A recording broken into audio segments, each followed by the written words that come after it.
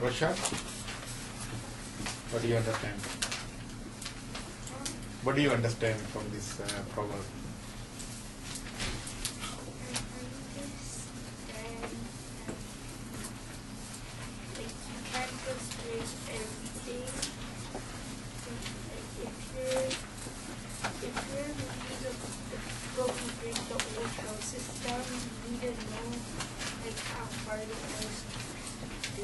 Is it only about breaking? Everyone's saying about breaking, breaking, breaking. What does it mean really here? Oh, how hard it is to rebuild it. Yeah.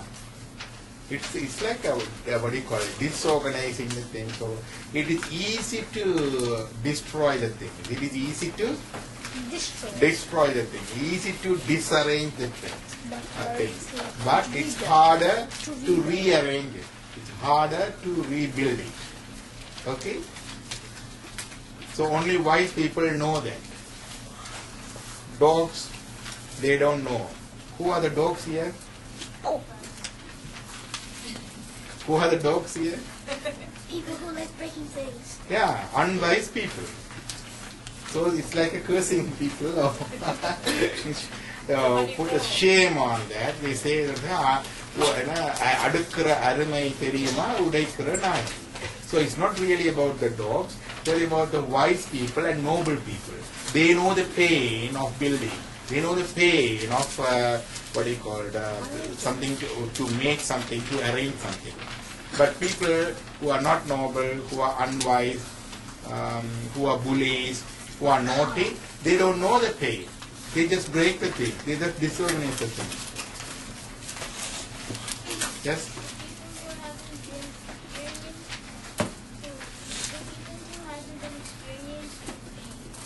Yeah, they don't experience the pain. How many times when we come to the house, we put our jackets in place, our shoes in place, our socks in place? Hands up. Yeah. If you don't do that, you don't know the pain of others doing that. Okay? So you have to do that. How many times you put your books in place, pencils and pens in place and files in place? Or let somebody else to do that. Or even after somebody is reminding you to do that. Yeah. So when somebody else is doing the things, organizing the things for you, you don't know the pain. That's what it says.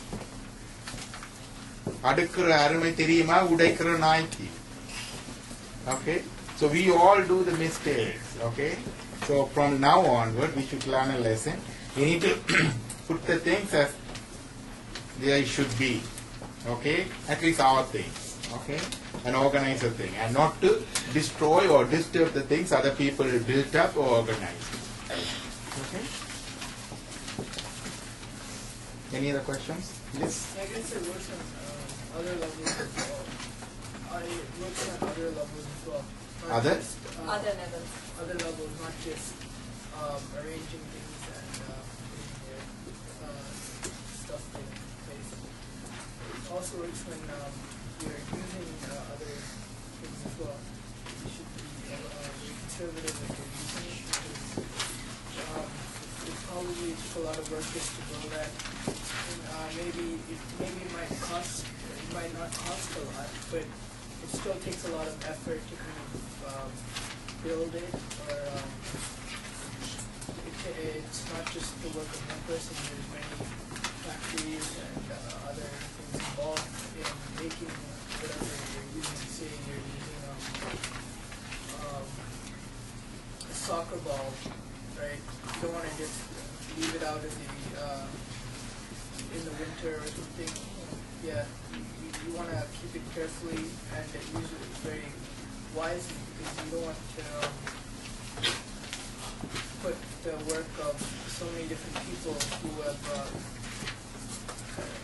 worked really hard to making that soccer ball, put that, make that useless. Yeah, that's When a it good goes to thing. any public property too. Yeah, sort of misusing the thing, so abusing the things also. Like parks, whatever you play with, which is not yours. Vandalism, yeah. Yes, Divya? Suppose you have a friend and you humiliate your friend. It's hard to regain your friendship. Yeah, it's for the friendship too, Yeah, not only for very the what do you call objects Very good. and the things. It's for the friendship. Relationship. If you break the heart, it's hard to build up. Okay, Very good. so that's very good point. Very good. Okay, thanks, Wasim. So somebody else need to select the proverb for the next week. Who is going to? You took one thing, he took one thing. Why don't some of the one of you take? You select one proverb from here. If the book is here, you can take a photocopy, get it home, and brainstorm and come and talk about it. Okay. Okay. Just select a proverb as well. Are you comfortable? Okay. Just as a photocopy here, you can browse through the book and you can select a proverb you wanted and photocopy that page and take home. And then when you come back next time, you can just do it. Okay.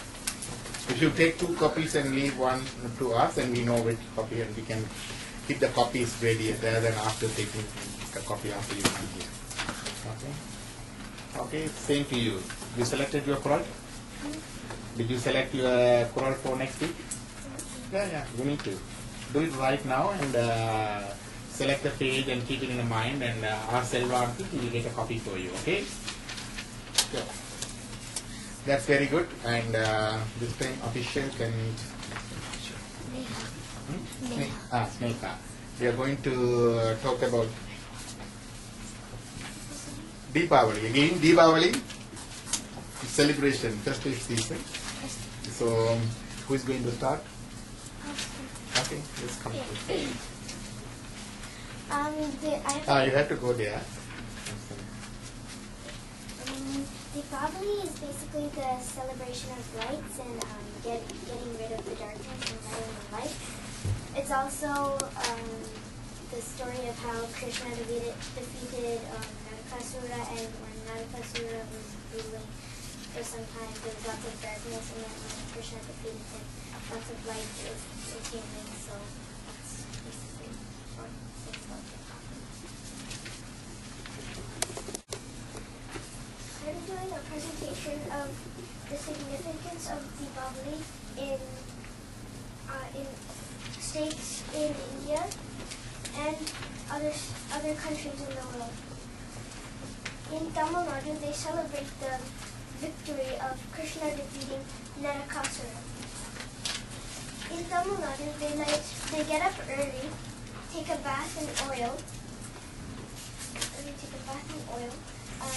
wear new clothes, and set off loud firecrackers in the night. But the one thing that Tamil Nadu doesn't do is they don't light the lamps. Another state is Kerala. In Kerala, they don't celebrate Deepavali because the mythical evidence behind it is because there was a demon king named Mahabali. He was very greedy, but at the same time very generous to those who asked for something. So whoever asked him would get whatever they wanted from him. Okay. One day, Mahabali stole all the beautiful women in and around India. And Vishnu had seen this. So he took the form of Vamana, or a small dwarf, and went to Mahabali and asked for 3 footsteps of land. Mahabali agreed and said, "Whatever you can take in 3 footsteps, it's yours." So, Vishnu's first footstep took the earth. His second took the skies. His third took the underground. And so Mahabali was forced to live underground. In Karnataka, they celebrate the exact opposite. They celebrate the victory of Vishnu against Mahabali. And they also take a bath in oil, get up early. I'll answer questions after. They take a bath They also take a bath, get up early, wear new clothes, and light lamps and fireworks.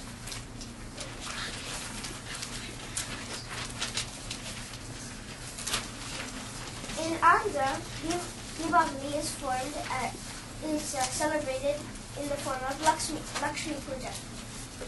Lakshmi Puja is basically celebrating how Lakshmi came into the world by the churning of the Loki Ocean, when the Asuras and Vedas were trying to get very sweet honey that could give you immortality. In Gujarat, goddess Lakshmi is worshipped by putting a cow and its calf in place, and everybody falls down and worships the cow and the calf, as the cow and the calf represents the mother and the child, and how the mother is protecting the child.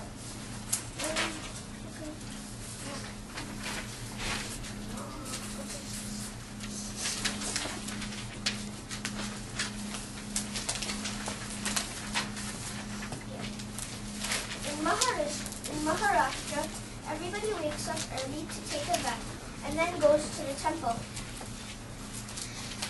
Then they do Lakshmi Puja. They light lamps and do set up firecrackers. When they light lamps, it's like lighting up darkness inside of you and kind of vanquishing all evils within you. And also, the brothers will give gifts to their sisters, but the sisters won't give to the brothers, which I think is not fair.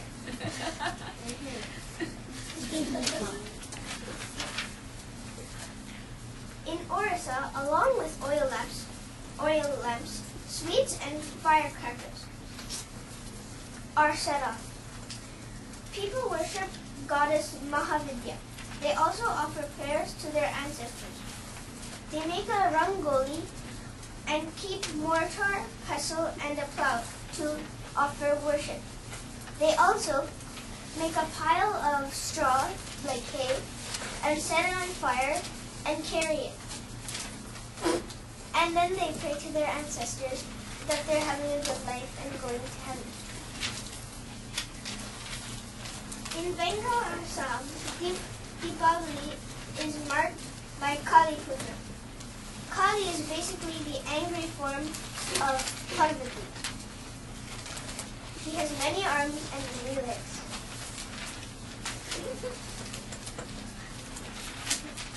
In Goa and Konkan,